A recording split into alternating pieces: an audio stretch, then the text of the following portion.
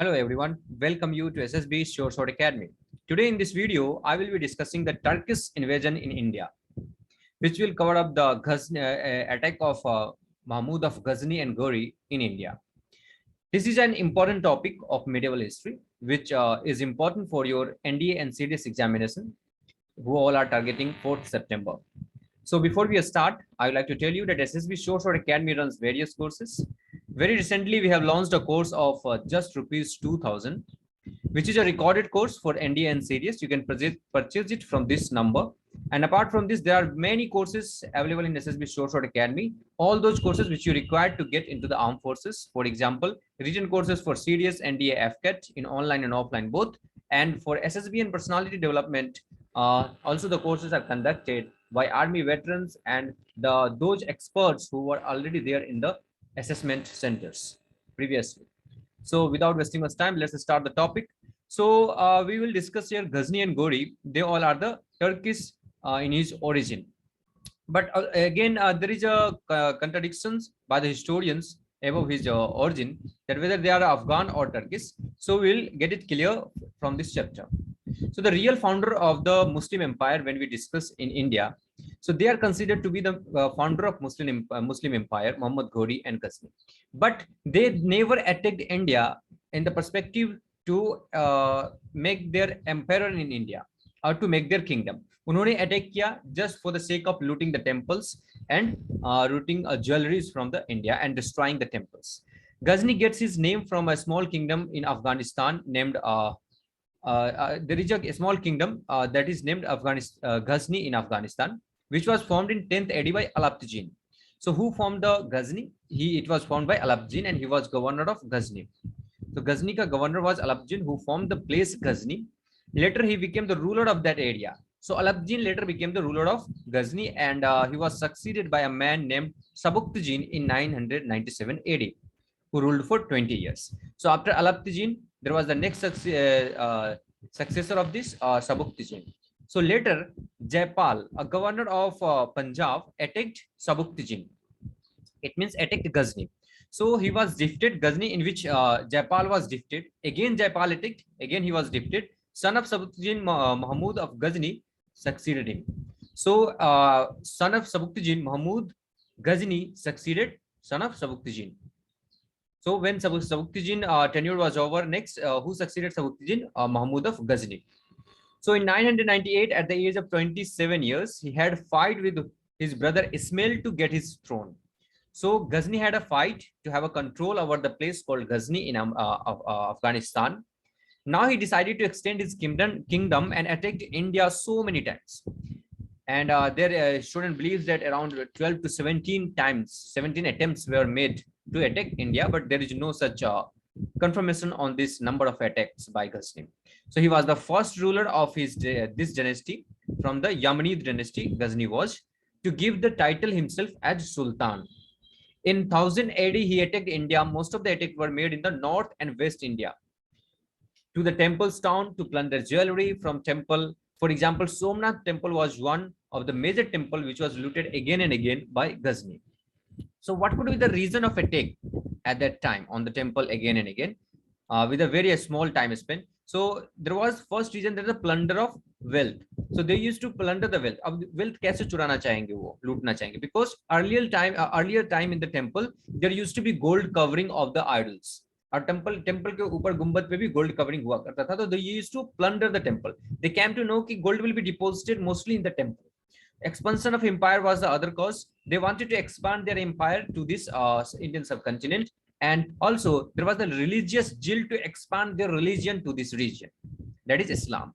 So Mahmud was said to be Sunni. He wanted to destroy the power of Hindu and also to break them up, who all are idol worshipper. So they were completely against the idol worshipper. So Ghazni never wanted to establish permanent empire. He was just a plunder. So Ghazni actually opened a door for the Muslims to attack India in many forms, either to establish empire or to loot India and go back. Next, it is considered, as I have told you, that 12 to 17 attacks from 1000 AD to 1025 AD was made by Ghazni. So the first attack was made on Jaipal in 1000 AD, and he was defeated. Jaipal was defeated that time as well. And after that, he committed suicide, the Jaipal, governor of Punjab. He also attacked Bhera, Multan, Batinda, Mathura, Kannauj, etc., just to expand his territory. So Sukhpal Anandpal was a ruler who was defeated by Ghazni, had accepted Islam as religion. So there was a force that either you have to accept their religion, Islam, or you have to be killed by the Sultan Ghazni. Next, he plundered the Somnath temple in 1025 CE. People of this temple thought God will come to save them, but it did not happen, and 50,000 people were killed. That is approximate data. So at that time, people thought that God will come and save them. So they took shelter in the temple, but Ghazni killed them all. And Ghazni and his army killed them all. So his last expedition was made in 1027 CE against Jats, and he died in 1030 CE. Who? The Ghazni. Ghazni dynasty declined, giving rise to the Ghori dynasty.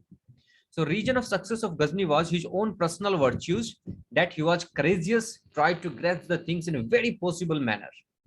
Political condition in India was unstable, as India was divided in various small kingdoms, and also the caste system at the time, which was four varnas, were in extreme practice, which also kept them always divided in the society. So religious zeal of that Ghazni and Islam, as it was at that time, it was a more expansion of the Islam, so was able to do anything on the name of jihad. Jihad was one of the major cause, which most of the historians says. Next, he was destructor of India, but was patron of arts and literature. In his own country, was builder of beautiful mosque, builder of a library. Here in India, they used to come and destroy the temples, but in their own country, they were builder of beautiful mosque and construction of library and all. So Firdausi, a Persian poet, written Shahnama for him, and Al-Biruni was the author of book Tariq-e-Sabuktijin. Kitab-ul-Hind, also called as Tahlik-e-Hind, accompanied Ghazni during his expedition to India, and he founded University of Ghazni. Next comes the Muhammad Ghori. He was the ruler of a small kingdom, Ghor, and his dynasty was also named the Ghori dynasty. His original name was Moijuddin Muhammad. Turkish is his origin, but was also believed as Afghan in origin. So along with his elder brother Ghiyasuddin, they ruled both Ghor and Ghazni.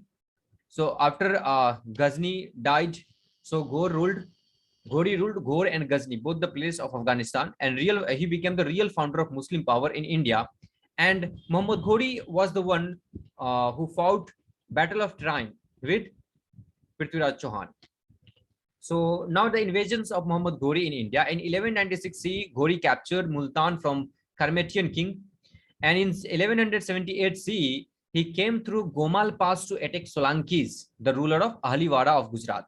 So he also attacked India from the western side of India, but he was defeated by Mul Raja II of Solankis. And again in 1182 CE, he subjugated Punjab by attacking the Sultan Khusro Malik of Punjab and the last ruler of Ghaznavid dynasty. So now he was looking in the heart of India, where the largest adversary were Prithviraj Chauhan or other Rajput rulers. So then there will be the Battle of Trines. In the first Battle of Trine was fought in the year 1192. You might have seen in the movie Samrat Prithviraj. So Prithviraj Chauhan marched against Ghori, defeated him. In the first battle, Ghori was defeated by Prithviraj Chauhan, and all Rajput kings of that era united with Prithviraj Chauhan, but king of Kannauj, Jaichand, did not join because Prithviraj had married his daughter against her wish. तो जयचंद के daughter से पृथ्वीराज चौहान ने शादी कर लिया था without the permission of Jaichand, और you can say without her wish, without his wish. But the Jaychand's daughter also was in love with Prithviraj Chauhan. So that way Jaychand felt insulted, and Jaychand did not participate in the battle against Muhammad Ghori in the Battle of Trine. And it is the belief of historians that it was the cause, Jaychand was the cause for the defeat of Prithviraj Chauhan in the second Battle of Trine in the year 1192. So immediately in the next year, in the second Battle of Trine was fought, Ghori attacked Prithviraj Chauhan in 1192 CE and came in with better preparation and marched against Prithviraj Chauhan and defeated Prithviraj at Trine near Thaneshwar. So what could be the reason of defeat here? So the confederate of Prithviraj Chauhan did not come in time, and in those days Prithviraj Chauhan used to fight between sun and rise. तो ऐसे बोलते हैं ना, उनका वसूल हुआ करता था कि राजपूतों का, कि they will fight only between sunrise and sunset, they will not fight beyond that. So that could be one of the reason. And then the Muhammad Ghori attacked at night to Prithviraj Chauhan, and his most of the confederate did not support it. For example, Jaichand in that battle. So it became the beginning of the Turkish rule in our country. Chandabardai, the famous poet of Prithviraj Chauhan, wrote Prithviraj Raso. So hereafter, Muhammad Ghori will appoint his slave, most trustworthy slave, Kutubuddin Aibak, and then after Kutubuddin Aibak dies in 1211 while playing Chogan. So in 1206, when Muhammad Ghori dies, Kutubuddin Aibak declared himself as a king of, and the Delhi Sultanate starts, and king of Delhi, empire of Delhi was made by the Kutubuddin Aibak this time. So let's see. So unlike Mahmud of Ghazni, Muhammad Ghori tried to establish a permanent rule in India. So Muhammad Ghori wanted to establish a permanent rule, but Muhammad Ghori himself did not want to stay here. So he appointed his slave, most trustworthy slave, Kutubuddin Aibak, to expand the Ghori territory and return back to Ghazni. So Ghori returned back to the place Ghazni in Afghanistan. So meanwhile, Kutubuddin Aibak captured Delhi, Meerut, Koil, that is in Aligarh, UP. So in 1194 CE, after the arrival of Ghori, Kutubuddin along the former faced Raja Jaichand of Ghalwar dynasty at Chandawar in 1194 CE. So even in 1194 Centurion era, Jaichand was defeated by this Mughal emperor. So in by this Sultanate, Delhi Sultanate. So in 1202 CE, Aibak defeated the Chandelaj of Bundelkhand, thus establishing the dominance of Turks in central India as well. By the time of Muhammad Ghori's assassination in 1206, when Muhammad Ghori was defeated, according to Chandabardai, Muhammad Ghori was killed by Prithviraj Chauhan, but here most of the students believe that he was assassinated in the year 1206 by the Kokar tribes. The Turkish Empire established itself in a whole of North and Central India, including Bihar and Bengal, and it was named as the Delhi Sultanate, and slave dynasty started after the death of Muhammad Ghori under the leadership of Kutubuddin Aibak. So what could be the causes of success of Muhammad Ghori? Let's discuss that. So political cause is that the India's unstable political structures, which was completely weak, they all were not integrated. There were disintegration in the, India was disintegrated in small powers.